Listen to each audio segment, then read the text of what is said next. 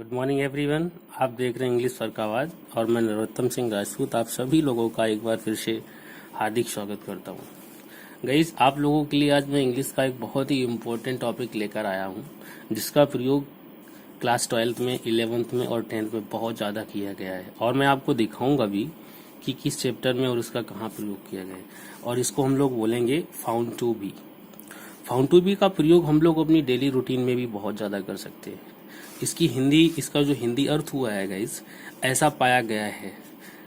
मान लीजिए कि एक लड़का है और वो अपने घर से चलता है, घर वालों से उसने कहा कि मैं स्कूल जा रहा हूँ, और इतना कह के वो वहाँ से चला जाता है। और थोड़ी देर बाद उसका बड़ा भाई या मान लीजिए उसके घर से कोई दूसरा व्यक्ति घर से निकलता है और वो पास में एक प्रोग्राम हो रहा होता है। मान लीजिए कहीं कोई पार्टी चल रही होती है, तो उस पार्टी में जब उसका भाई गया तो उसने देखा कि वो स्कूल में तो नहीं गया, लेकिन उस पार्टी में उसे देखा उसने। तब उस जगह पर हम लोग कहते हैं कि मैंने उसे वहाँ देखा या वो लड़का उस पार्टी में पाया गया।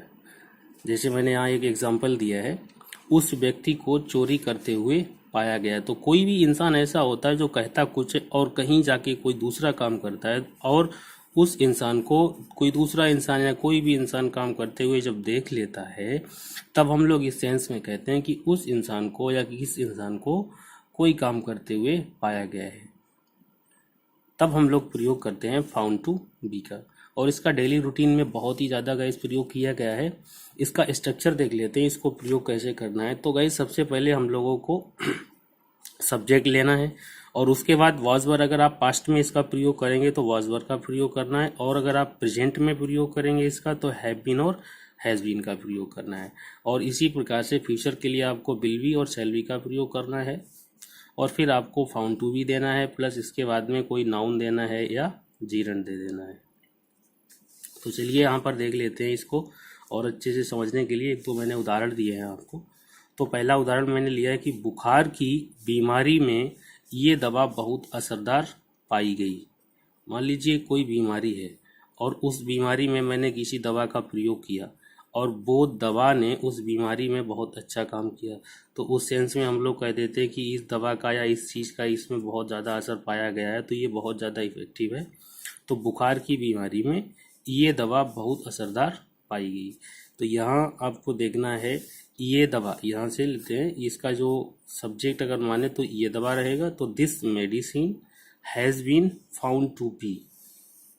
दिस मेडिसिन गाइज, यहाँ देखिए आप, ये प्रेजेंट इंडेफिनिट में है, तो इसीलिए हम लोगों ने वॉज वर्ब का प्रयोग नहीं किया, विल बी का प्रयोग नहीं किया है। तो यहाँ पर हम लोग हैव बीन और हैज़ बीन सब्जेक्ट के अनुसार करेंगे। तो मेडिसिन, किसी एक मेडिसिन की बात हो रही है यहाँ पर। तो this medicine has been found to be, यानी कि ये जो दवा है पाई गई। फाउंड टू बी का मतलब पाएगी, कैसी पाएगी? इफेक्टिव, असरदार पाएगी। किस में पाएगी? इन फीवर, बुखार में। तो यहाँ आपका क्लियर हुआ है कि this medicine has been found to be effective in fever. या आप इसको दूसरे प्रकार से भी इसको बना सकते हैं। तो उसको बनाने के लिए आपको सबसे पहले इट हैज़ बीन फाउंड, ऐसा पाया गया है, इट हैज़ बीन फाउंड, इतना आपको अलग लगाना है। उसके बाद आपको कंजंक्शन प्रयोग करना है, दैट, कि क्या पाया गया है? कि this medicine effective in fever, यानी कि ये दवा इफेक्टिव है इन फीवर में। अगर आप चाहें तो यहाँ इजेमार का भी प्रयोग कर सकते हैं, अगर ना चाहें तो भी कोई दिक्कत नहीं। It has been found that this medicine effective in fever, या आप ऐसे बना सकते हैं, this medicine has been found to be effective in fever. इसके बाद में मैंने यहाँ पर दूसरा जो सेंटेंस लिया है, उसे उस पार्टी में पाया गया है, यानी कि उसे, उस लड़के को या उस व्यक्ति को उस पार्टी में पाया गया है। तो उसे he has been found to be, यहाँ तक आपका एक हो गया है, पाया गया है। He has been found to be in that party. अगर आपको यही वाक्य आपको बनाना है पास्ट में कि उसे उस पार्टी में पाया गया था, अगर यहाँ दिया जाता, तो आप हैज़ बीन की जगह पर आपको वॉज लगा देना चाहिए। क्या यहाँ पर केवल वॉज का प्रयोग करेंगे आप, तो आपका हो जाएगा he was found to be in that party. अगला सेंटेंस है उसे उस पार्टी में नाचते हुए पाया गया है। अब गाइस यहाँ में आपको एक चीज़ और ध्यान रखना है, अगर यहाँ पर आपको जैसे प्लस के बाद में नाउन दिया है और मैंने यहाँ जो जीरेंट दिया है, तो जीरेंट का मतलब होता है कि अगर आपने मैन वर्ब का प्रयोग किया है तो उस मैन वर्ब में आपको आईएनजी ऐड करना है। तो इसका दूसरा प्रयोग देख लेते हैं गाइस। दूसरी जगह पर इसका दूसरा प्रयोग जो दिया गया है, इसका स्ट्रक्चर है सब्जेक्ट प्लस वॉज वर्ब, फिर हैव बीन और has been plus found to have. इसका प्रयोग यहाँ पर हम लोगों ने फ्यूचर में नहीं किया है। और उसके बाद में जो मैन वर्ब रहेगा उसका आपको तीसरी अवस्था में प्रयोग करना है, और फिर उसके बाद आपको कोई नाउन या कोई भी प्रकार का आपको एक ऑब्जेक्ट का प्रयोग कर देना है। जैसे यहाँ मैंने दिया है कि उस आदमी को उस औरत का कत्ल करते हुए पाया गया, यानी कि जब हम लोग कहते हैं कि किसी इंसान को कहीं पर कोई काम करते हुए देखा गया या पाया गया, तो यहाँ पर दिया गया है उस आदमी को। यहाँ का जो आप इस सेंटेंस में जो आपका सब्जेक्ट रहेगा, उस आदमी को पाया गया है। क्या करते हुए, कैसे पाया गया है? कत्ल करते हुए। किसका कत्ल करते हुए? उस औरत का। तो सेंटेंस में आपकी चार चीजें क्लियर होती हैं। उस आदमी को पाया गया है, कत्ल करते हुए, यहाँ से रहेगा आपका कत्ल करते हुए उस औरत का। तो सबसे पहले लेना है उस आदमी को, यानी कि दैट पर्सन, और यहाँ दिया है तो है के लिए आपको लेना है, वाज वर नहीं लेना है, हैज और हैव बीन से लेना है। तो that person has been found to have. अब यहाँ फाउंड टू बी की जगह आपको हैव का प्रयोग करना है, तो has have been found to have.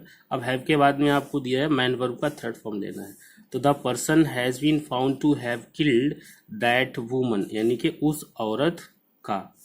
तो the person has been found to have killed that woman.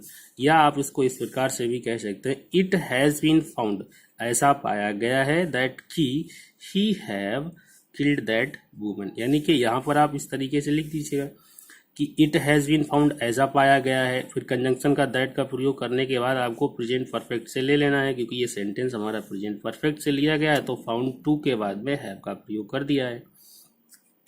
अब इसके बाद में आपका दूसरा जो यहाँ पर प्रयोग दिया गया है, इसी का जो दूसरा रूप है फाउंड टू हैव, इसके बाद में मैन वर्ब का थर्ड फॉर्म था, लेकिन इसके बाद में थर्ड फॉर्म नहीं, कोई ऑब्जेक्ट का प्रयोग किया जाएगा गाइज।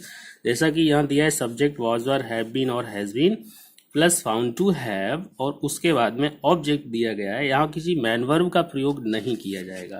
तो यहाँ जैसे मैंने आपका सेंटेंस जो लिया है, उदाहरण जो लिया है यहाँ पर, और इसमें दिया है कि उस आदमी के पास चोरी का मोबाइल पाया गया है। मान लीजिए एक लड़का है और उसके पास जो मोबाइल है, और उस मोबाइल को उस आदमी ने देख लिया जिसका मोबाइल खो गया था, तो उसने कहा, या उसके परिवार वाले ने, किसी ने देख लिया उसका मोबाइल, तो उसने कहा कि उस लड़के के पास मैंने वो मोबाइल देखा है, यानी कि या उसके पास वो मोबाइल पाया गया है। तो उस आदमी के, अब यहाँ पर जो उस आदमी, ये आपका सब्जेक्ट हो गया है, पाया गया है, क्या पाया गया है? चोरी का मोबाइल।